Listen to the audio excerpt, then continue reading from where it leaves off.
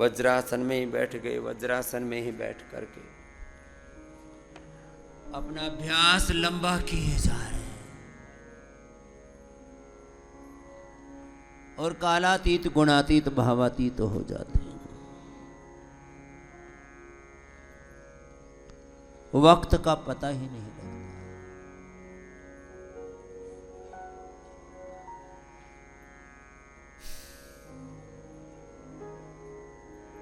उस परात पर ब्रह्म में जब लो लग जाती है, जैसे दुनिया की किसी व्यक्ति से, किसी वस्तु से, किसी पदार्थ से, किसी सत्ता संपत्ति से, किसी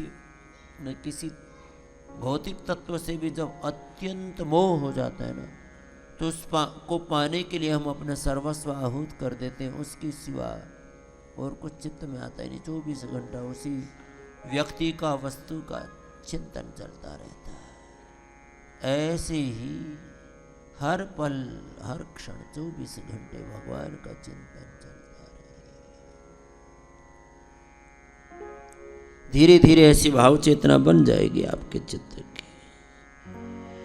इतना तो करना स्वामी,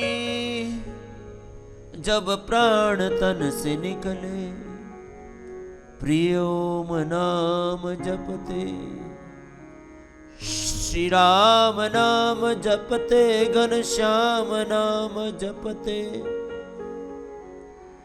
तेरे अंग संग ही जियो और जब जाऊं भी, यम यम आपी स्मरण भावम त्यजते कलेवरम, तम तेम एव एति कौन्तेय, सदा तद भाव भाविता। जैसे भाव से हम भावित होते हैं, वही हमारे पूरे अस्तित्व में रच बस जाता है। मंडूकासन, योग मुद्रासन में, वक्रासन में अपना अभ्यास थोड़ा सा लंबा करने की आदत डालो। अब कपालभाति में तो कुछ है ही नहीं ना। और इधर उधर देखो, शरीर का, इंद्रियों का, मन का, चित्त का समग्रता से अपने संपूर्ण व्यक्तित्व का समायोजन भगवान में हो। ऐसे योग हो हमारा। केवल ऊपर ऊपर से हाथ पैर हिला लिए, दाएं बाएं घूम गए, आगे पीछे झुक लिए, कुछ ऊंचे नीचे हो गए, कुछ श्वास की क्रियाएं कर ली, इतना ही नहीं। समग्रता से ऐसे योग घटित फलित हो हमारा।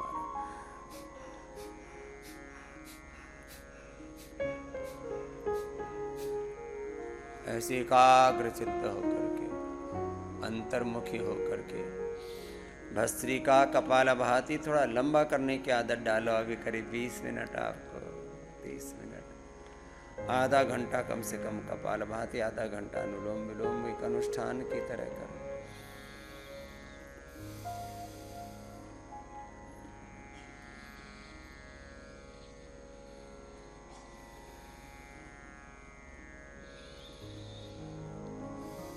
ऐसे अपने चित्त का अभ्यास बनाओ, तब फिर बड़ी बड़ी बीमारियां भी रह जाती हैं। मैंने पिछले 50 वर्षों में स्वयं में और समष्टि में लाखों करोड़ों लोगों के जीवन में देखा है। कल भी मैं आप भाई बहनों से मिल रहा था तो कह रहे थे, बोले स्वामी जी हमको तो हेपेटाइटिस था और फिर बस पतंजलि वेलनेस में आए थे और लिवोग्रिट लिया, खान पान पर नियंत्रण किया, हेपेटाइटिस ठीक हो गया। गोविंद जी पर गोविंद की कृपा हो गई।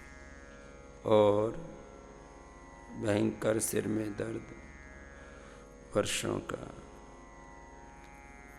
ऐसी कमर में दर्द, अलग अलग प्रकार की।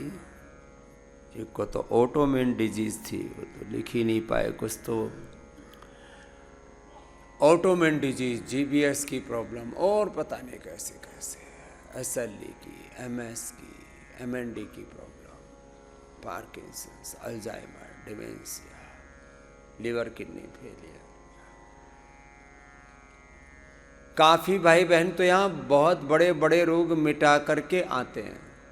3 तरह से आते हैं यहाँ। एक तो पूर्ण स्वस्थ आते हैं, एक बीमारियाँ इनिशियल स्टेज में होती हैं उसी में आ जाते हैं, क्योंकि SLEMS, autoimmune disease, MND, cancer, liver kidney failure, heart blockage ज़्यादा हो ना तो फिर बहुत पुरुषार्थ करना पड़ता है और जीवन भी संकट में पड़ जाता है। कुछ इनिशियल स्टेज में आ जाते हैं, कुछ पूर्ण निरोगी आते हैं, कुछ इनिशियल स्टेज में आते हैं, कुछ सब रोगों को मिटा करके भी आते हैं। खाली यहाँ कृतज्ञता पूर्वक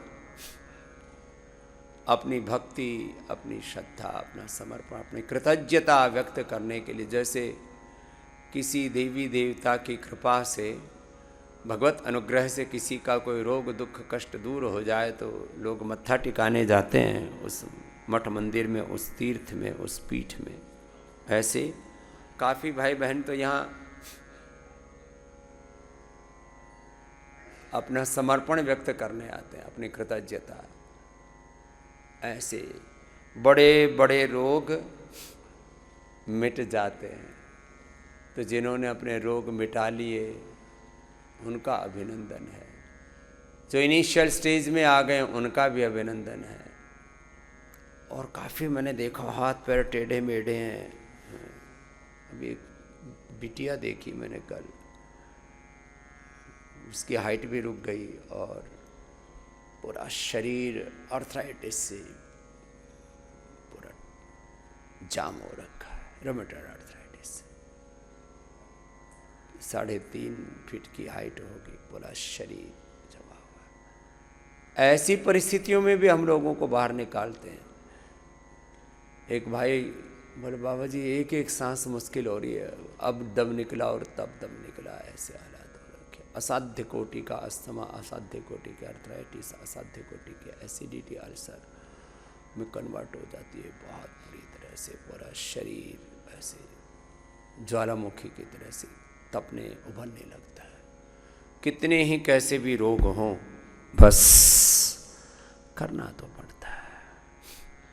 वेट, एक भाई बोले बाबा जी मेरे तो 2 दिन में ही 3 किलो वेट कम हो गया, ये तो जादू सा हो गया।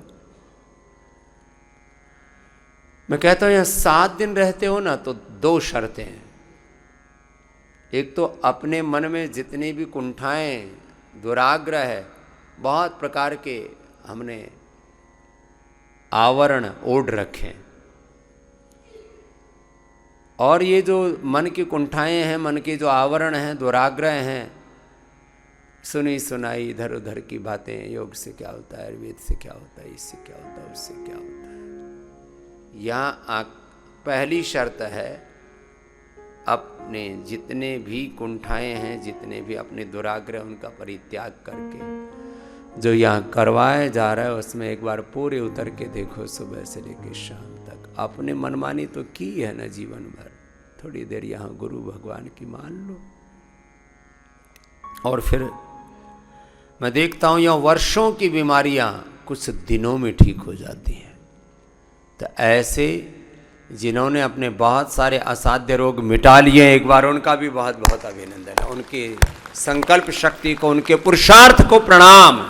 देखो हिम्मत तो करनी पड़ती है, जब कोई बड़ा कष्ट हो जाता है ना तो उससे उभरने के लिए चेष्टा तो करनी पड़ती है। ऐसे तो जीवन में कुछ प्राप्त होता नहीं है। मैं एक शब्द बोलता हूँ हमेशा, पुरुषार्थ की पराकाष्ठा। सब संदर्भों में, आज मैंने अलग अलग संदर्भों में कहा, ज्ञान की भी, भक्ति की भी, सेवा की भी, साधना की भी पराकाष्ठा, पुरुषार्थ की, परमार्थ की पराकाष्ठा, समर्पण की, कृतज्ञता की, गुरु प्रभु प्रेम की पराकाष्ठा। सब प्रकार से दिव्य भावों के अतिरेक में जीना। भोग का अतिरेक तो संसार में हो ही रहा है ना, उससे तो संसार रोगी भोगी हुए जा रहा है, मरे जा रहा है, मिटे जा रहा है।